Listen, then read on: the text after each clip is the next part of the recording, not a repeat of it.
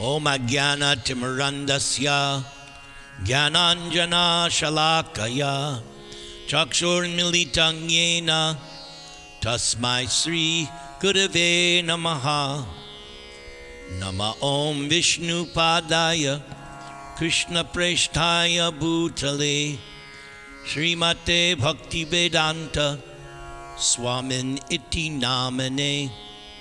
Namaste Saraswate Deve Gauravani Pracharane Nirvishesha Shunyavadi Paschatya Deshatarane Janadapi Sunichena Toradiva Sahishnuna Amanina Manadena Kirtaniya Sadahari Hare Nama Hare Nama Hare Nama Vakivalam Kalo Nastyeva Nastyeva Nastyeva Gatiranyata Sri Krishna Chaitanya Prabhu Nityananda Sri Advaita Gadadhar Sri Vasadi Gaur Bhakta Vrinda. Hare Krishna Krishna Krishna Hare Hare Hare Rama Rama Rama Hare Hare. Does it sound okay? So, tonight is a very, very special night in our Krishna book class, because we're going to hear the most confidential chapter in the entire 335 chapters of the Srimad Bhagavatam. Tonight's chapter is the quintessence of what Srimad Bhagavatam is trying to inform us. So this chapter is called Gopi Gita. We have Bhagavad Gita. In the 11th canto, there is Uddhava Gita. Later on, there is Brahmara Gita. But this chapter is Gopi Gita. And I'm going to do the Sanskrit verses. There are 19. So I'm going to chant the Sanskrit verses, and then we will get right into the chapter.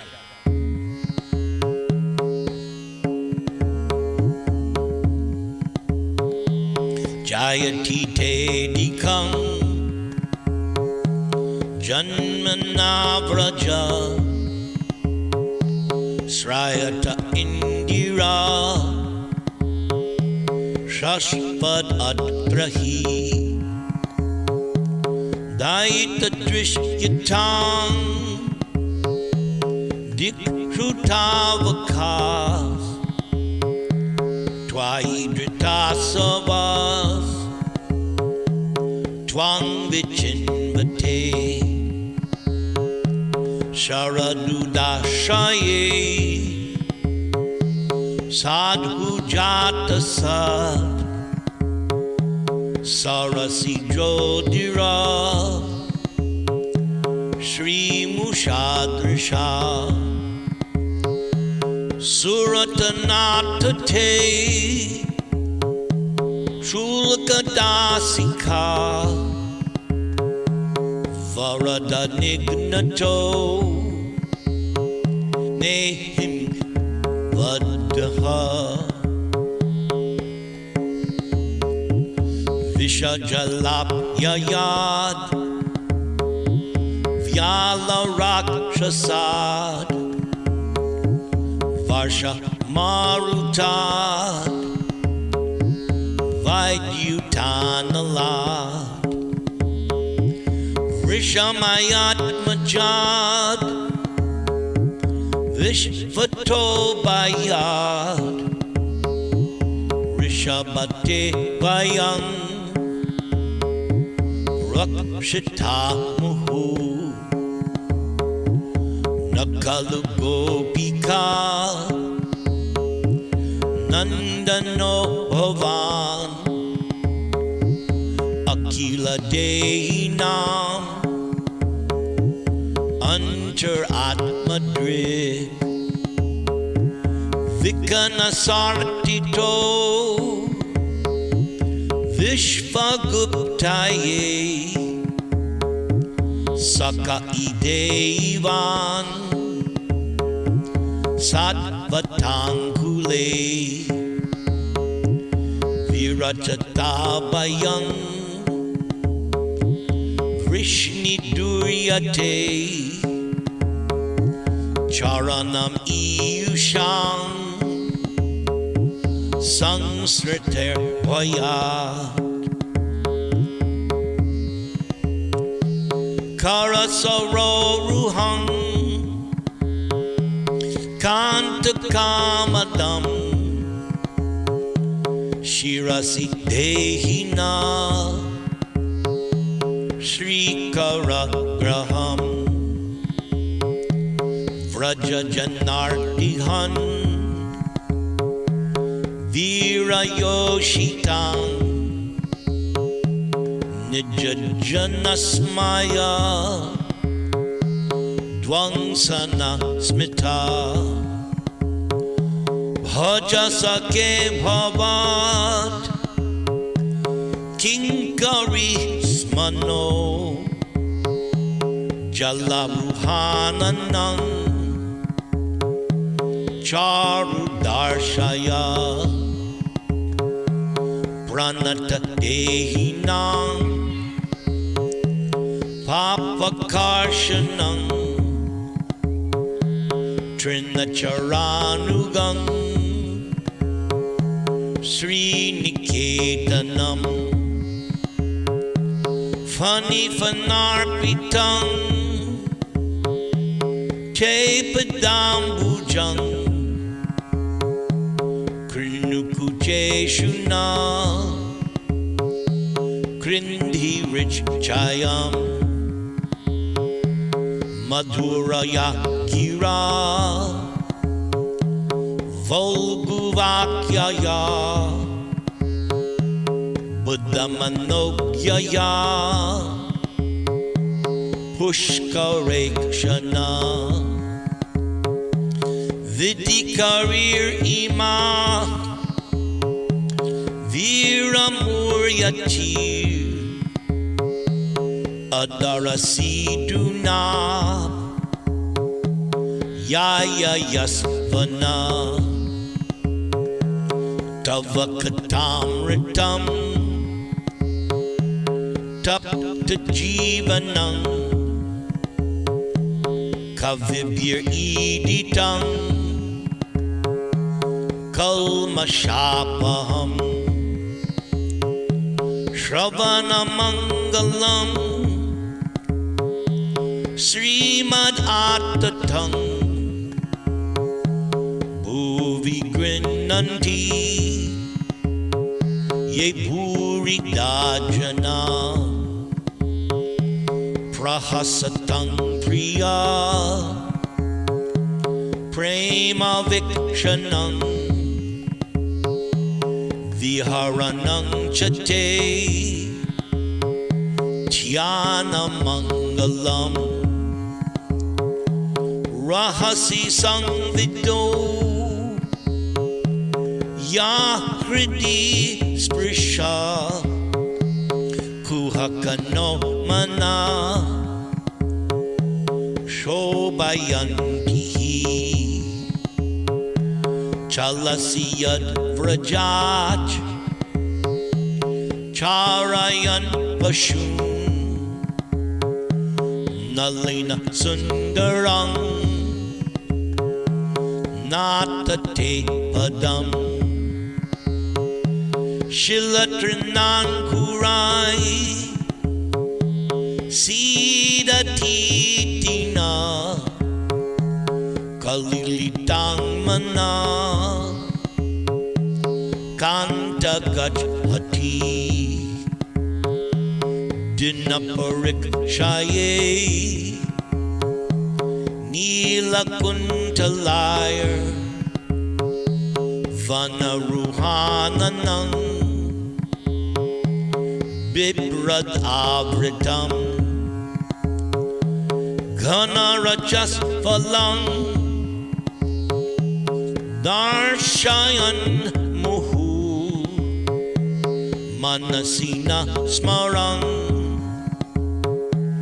Virayat Hasi Pranatakamadang Padmajarchitang Dharani Mandanang Dhyayam Apadi Charana Pankajang Shantamang Chate Ramanana Stane Vyarpayadihan Surata Vardhanang Shokanashanang Swarita Venuna Sustuchumbitam Itara Ragavis Maranang Rinang Vidira Viranas Tedaratmaram Atatiyad Bhavan Anikananang Trutu Yugayate Twamapas Yatam Kutila Kuntalang Shri Mukang Chate Jada Udik Shatang Pakshmakrid Drisham Patisutan Vaya Bratri Bandavan Itavilang Yate Ant Yat Yutagata Gati Vidastavot Gita Mohita Kitava Yoshita Kastya Jain Nishi Rahasi Sangvidang Krich Chayodayang Prahasitanagang Prema Vikshanam Brihadpura Sriyo Vikshadamate Muhur Ati Spriha Muhyate Mana Vrajavanau Kasang Vyaktirangate Vrijanahan Trialang Vishvamangalam Tyajamanakchanas Twat Sprihat Manang Swajana Rid Yujang Yan Nishudanam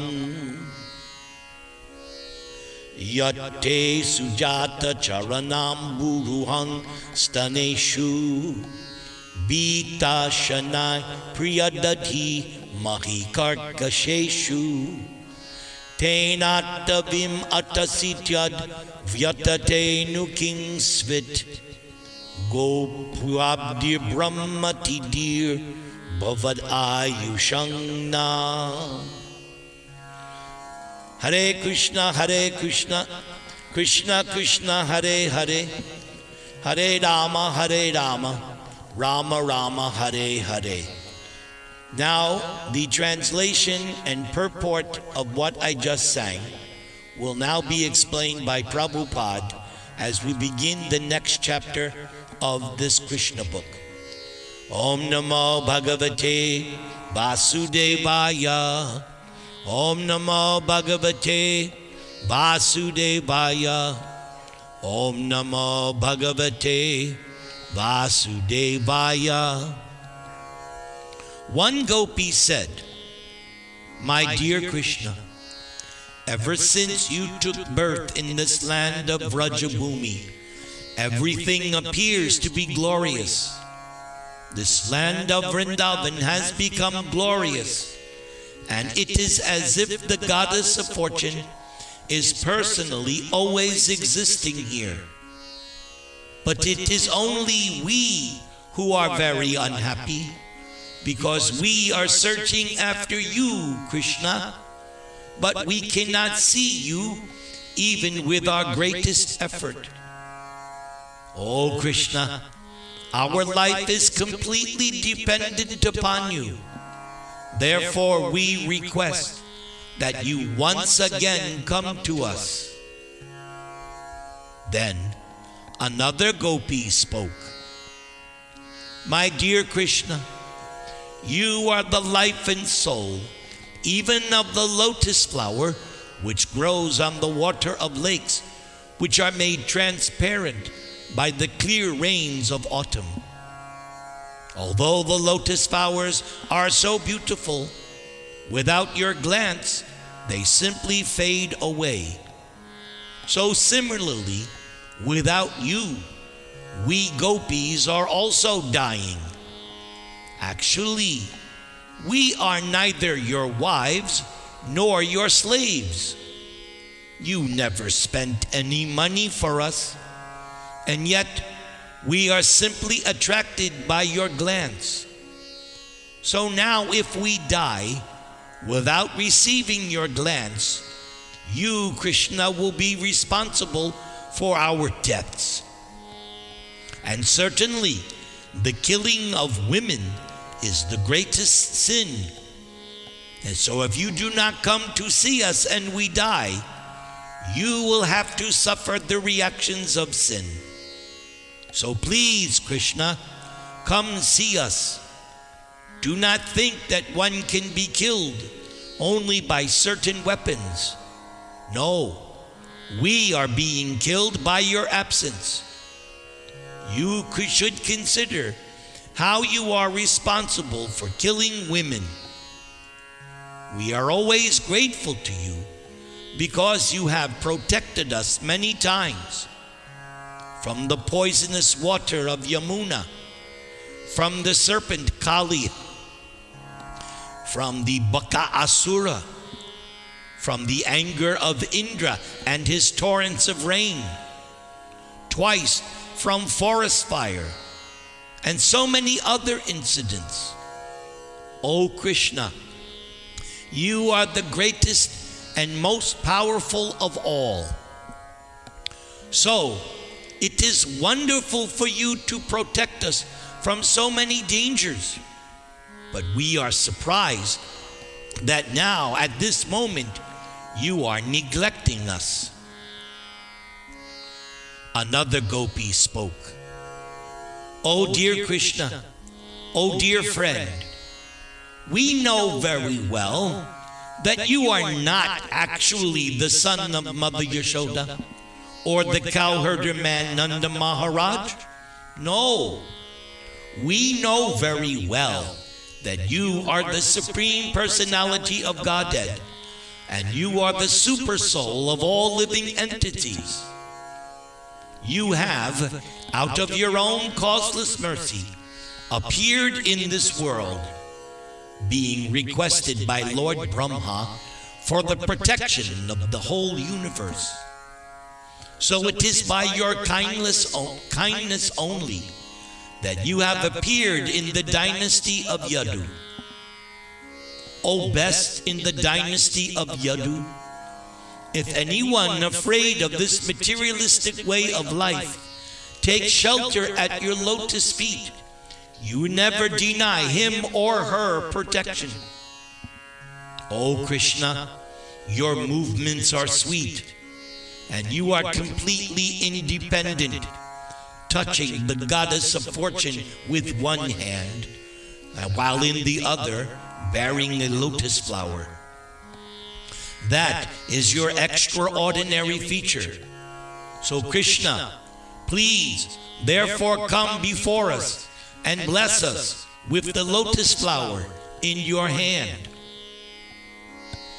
Another gopi spoke out. O dear Krishna, you are the killer of all the fears of the inhabitants of Vrindavan. You are the supremely powerful hero, and we know that you can kill the unnecessary pride of your devotee, as well as the pride of women like us, and you can do that simply by your beautiful smile. We are simply your maidservants and slaves. Please, therefore, accept us by showing us your lotus-like beautiful face. Then another gopi cried out, O dear Krishna, actually we have become very anxious having been touched by your lotus feet. Your lotus feet certainly kill all kinds of sinful activities of the devotees who have taken shelter of your lotus feet. O Krishna, you are so kind that even the ordinary animals take shelter under your lotus feet. Your lotus feet are also the residence of the goddess of fortune, and yet you danced on the head of the Kaliya serpent with those very same lotus feet. So now we are requesting you to kindly place your lotus feet upon us and pacify our desires to touch you. Another gopi cried out, O Lord, your attractive eyes, like the lotus, are so nice and pleasing. Your sweet words are so fascinating that they please even the greatest of scholars, who also become attracted to you. We are also attracted by your speaking and by the beauty of your face and eyes. Please, therefore, come and satisfy us. Another gopi cried out, Dear Lord Krishna, words spoken by you, or words describing your activities, are all full of nectar, and simply by speaking or hearing your words, one can be saved from the blazing fire of material existence. Great demigods like Lord Brahma and Lord Shiva are always engaged in chanting the glories of your words, and they do so in order to eradicate the sinful activities of all living entities within the material world. If one simply tries to hear your transcendental words, then he or she can very quickly be elevated to the platform of pious activities. For the Vaishnavas, your words give transcendental pleasure, and saintly persons who are engaged in distributing your transcendental message all over the world are first-class charitable persons. At this time, Prabhupada decided to make a comment. So we leave the prayers of the gopis and listen to Prabhupada's comment. This was confirmed by Rupa Goswami also when he addressed Lord Chaitanya as the most munificent incarnation, because Lord Chaitanya distributed the words of Krishna and love of Krishna free of charge all over the world. And those of us who are followers of Srila Prabhupada extrapolate this point further, that just as Lord Chaitanya distributed the words of Krishna and love of Krishna, Srila Prabhupada came to America and then traveled all over the world, visiting as many countries as possible, just to benedict the fallen souls with Krishna consciousness. Let us continue with the Krishna book chapter. One of the gopis then prayed, "O dear Krishna, you are very cunning. You can imagine how much we are distressed simply by remembering your cunning smile, remembering your pleasing glance. Remember your walking with us in the forests of Vrindavan and your auspicious meditations. Your talks with us in lonely places were heartwarming, but now we are all aggrieved to remember your behavior. So please come and save us." And then another gopi spoke out, "Dear Krishna, certainly you know how much we are saddened when you go out of Vrindavan village to tend the cows in the forest. How we are afflicted simply to think that your soft lotus feet are being pricked by dry grass and tiny stones in the forest. We are so attached to you that we always think simply of your lotus feet." And then another gopi cried out, "O Krishna, when you return from the pasturing ground along with the animals, we see your face covered by your curly hair and dusted by the hoof dust of the cows. We see your mildly smiling face, and our desires to be with you increases." Then another gopi prayed, "O dear Krishna, you are the supreme lover, and you always give shelter to surrendered souls. Yes, you fulfill everyone's desire. Your lotus feet are even worshipped by Lord Brahma, the creator of the universe. To whomever worships your lotus feet, you, without a doubt, always bestow your benedictions. So kindly be pleased with us and keep your lotus feet upon us, and thus relieve our present distresses." Then another gopi cried out, "O dear Krishna, we are seeking your kisses, which you offer even to your flute. The vibration of your flute enchants the whole world and our hearts also. Kindly, therefore, return and kiss us with your mouth of nectar." Hare Krishna, Krishna Krishna, Hare Hare, Hare Rama, Rama Rama, Hare Hare. Should I continue? Show me. Should I continue?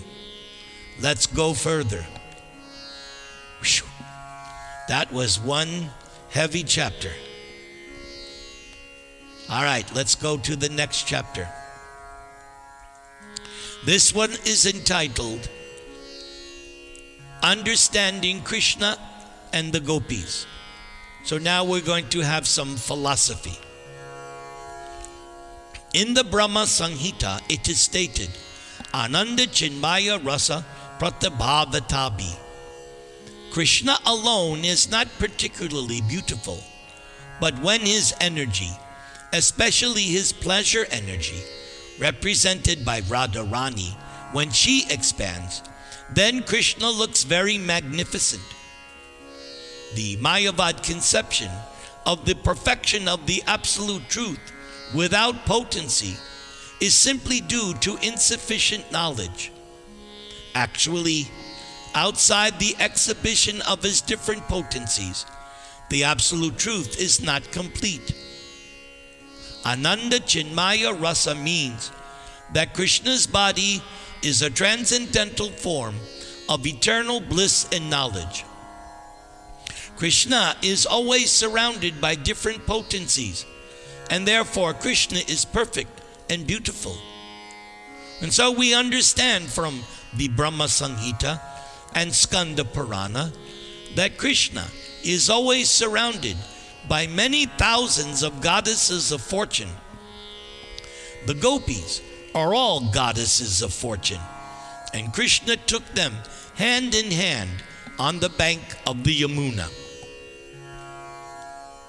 It is said in the Skanda Purana that out of many thousands of gopis, 16,000 are prominent. Out of those 16,000 gopis, 108 gopis are especially prominent. And out of the 108 gopis, 8 gopis are still more prominent. And out of the 8 gopis, Radharani and Chandravali are prominent. And out of these 2 gopis, Srimati Radharani is the most prominent. The gopis who gathered for the rasa dance were mostly followers of the Vedas. In their previous births, during Lord Ramachandra's advent, they were Vedic scholars who desired the association of Lord Ramachandra in conjugal love. Lord Ram gave them the benediction that they would be present for the advent of Lord Krishna, and Krishna would fulfill their desires. So during Krishna's advent, the Vedic scholars took birth in the shape of gopis in Vrindavan. As young gopis, they got association of Krishna in fulfillment of their previous birth's desire. The ultimate goal of their perfect desire was thus attained, and they were so joyous that they had nothing further to desire. This is confirmed in Bhagavad Gita. If one attains the Supreme Personality of Godhead, then he or she has no desire for anything.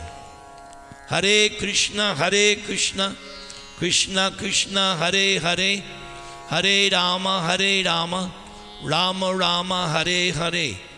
So, shall we do another section?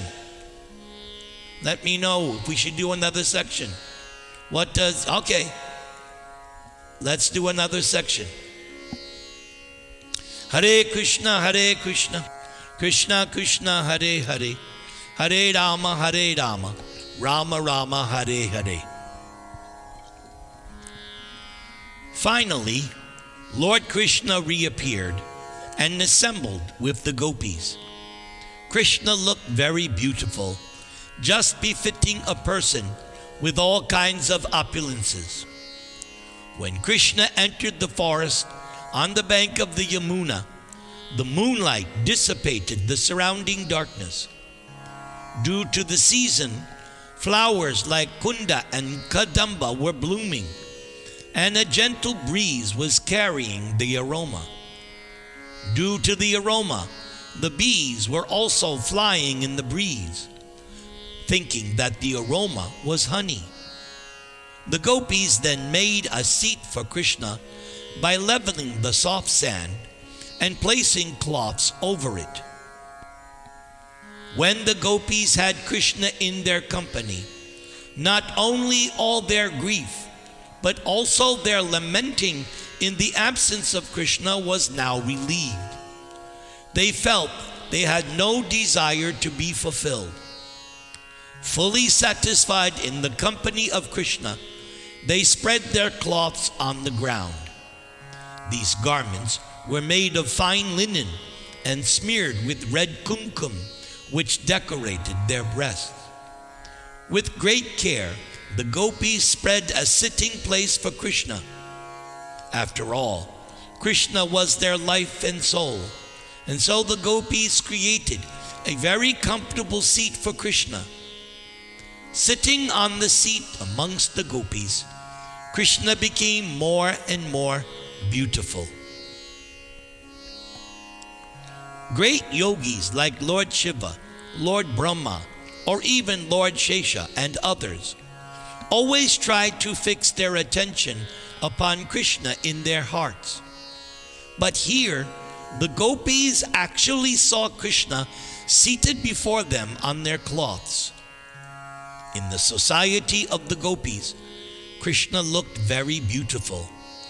They were the most beautiful damsels within the three worlds, and they were assembled together around Krishna. It may be asked herein how Krishna seated himself beside so many gopis and yet sat alone. There is a significant word in this verse, Ishvara. As it is stated in Bhagavad Gita, Ishvara Sarva Bhutanam. Ishvara refers to the Supreme Lord as the Supersoul seated in everyone's heart. Krishna also manifested this potency of expansion, known as Paramatma, in this gathering with the gopis. Krishna was sitting by the side of each gopi, unseen by the others. Krishna was so kind to the gopis that instead of sitting in their hearts to be appreciated in yogic meditation, Krishna seated himself by their sides. By seating himself outside, Krishna showed special favor to the gopis, who were the selected beauties of all creation. Now, having gotten their most beloved Lord, the gopis began to please Krishna by moving their eyebrows and smiling, and also by suppressing their anger. Some of the gopis took Krishna's lotus feet in their laps and began to massage Krishna's feet. And while smiling, they confidentially expressed their suppressed anger. Dear Krishna, we are ordinary women of Vrindavan, and we do not know much about Vedic knowledge, so we do not know much about what is right and what is wrong. We therefore put a question to you, and since you are very learned, well, you could answer it properly. So Krishna, in dealings between lovers, we find that there are three classes of men. One class simply receives.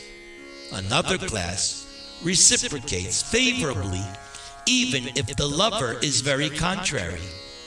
And the third class neither acts contrary nor answers favorably in dealings of love. So Krishna, you tell us, out of these three classes, which do you prefer, or which do you call honest? Krishna then replied, My dear friends, persons who simply reciprocate the loving dealings of the other party are just like merchants. They give in loving affairs as much as they get from the other party. So practically, there is no question of love. It is simply business dealing. And it is self-interested or self-centered. Better the second class of men who love in spite of the party's contrariness. Even those without a tinge of loving affairs are better than the merchants. Sincere love can be seen when the father and mother love their children in spite of their children's neglect. The third class neither reciprocates nor neglects. They can be further divided into two classes. One is the self-satisfied, who do not require anyone's love. They are called Atma Rama, which means they are absorbed in the thought of the Supreme Personality of Godhead, and they do not care whether one loves them or not. But another class are ungrateful men. They are called callous. The men in this group revolt against superior persons. For instance, sometimes a son, in spite of receiving all kinds of love from parents, may be callous and not reciprocate. those in this class, are generally known as Guru Druha, which means they receive favors from the parents or from the spiritual master, and yet they neglect them. So Krishna indirectly answered the questions of the gopis, even those questions which implied that Krishna did not properly receive their dealings. In answer, Krishna said that he, as the Supreme Personality of Godhead, is self-satisfied. He does not require anyone's love.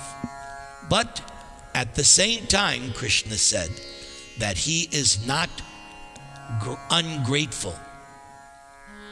He does not require anyone's love, but at the same time, Krishna is not ungrateful. Krishna then continued speaking to the gopis.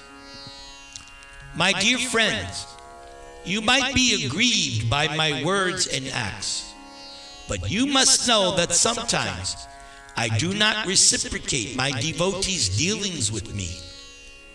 So it appears that my devotees are very much attached to me, but sometimes I do not reciprocate their feelings properly in order to increase their love for me more and more. Because if I can very easily be approached, then someone might think, oh, Krishna is so easily available. That is why sometimes I do not respond. For instance, if a person has no money, but after some time accumulates wealth and then loses it, then one will think of the lost property 24 hours a day. Similarly, in order to increase the love of my devotees, sometimes I appear lost to them, but instead of forgetting me, they feel their loving sentiments for me increase. So my dear friends, do not think for a moment that I have been dealing with you like ordinary devotees. I know what you are. You have forsaken all kinds of social and religious obligations. You have given up all connection with your parents.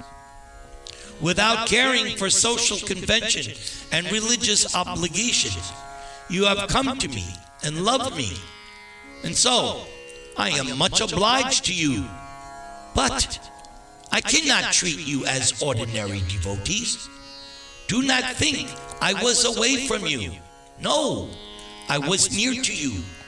I was simply seeing how much you were anxious for me in my absence. So please, do not try to find fault in me. Because you consider me so dear, please excuse if I have done anything wrong. But the fact is, I cannot repay your continual love for me, even throughout the lifetimes of the demigods in the heavenly planets. It is impossible to repay you, showing gratitude for your love. Therefore, please be satisfied by your own pious activities. You have displayed exemplary attraction for me, overcoming the greatest difficulties arising from family connections. Please be satisfied with your highly exemplary character, for it is not possible for me to repay your debt. Prabhupada now comments. The exemplary character of devotional service manifested by the devotees of Vrindavan is the purest type of devotion. It is enjoined in the authoritative Shastra that devotional service must be ahoituka and apratihata. This means that devotional service to Krishna cannot be checked by political or religious convention. The stage of devotional service, this stage, is always transcendental.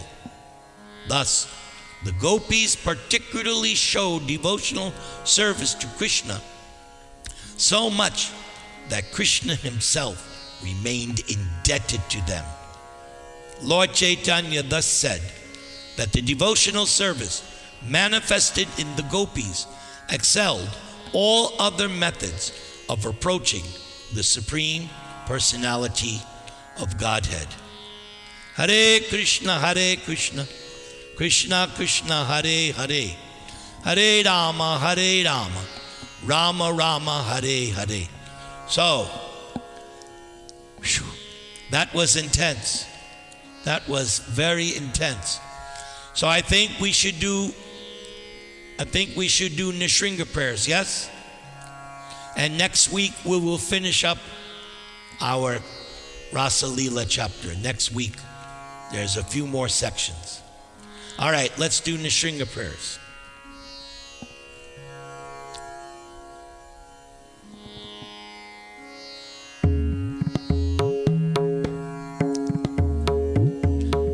Namaste Narasimhaya,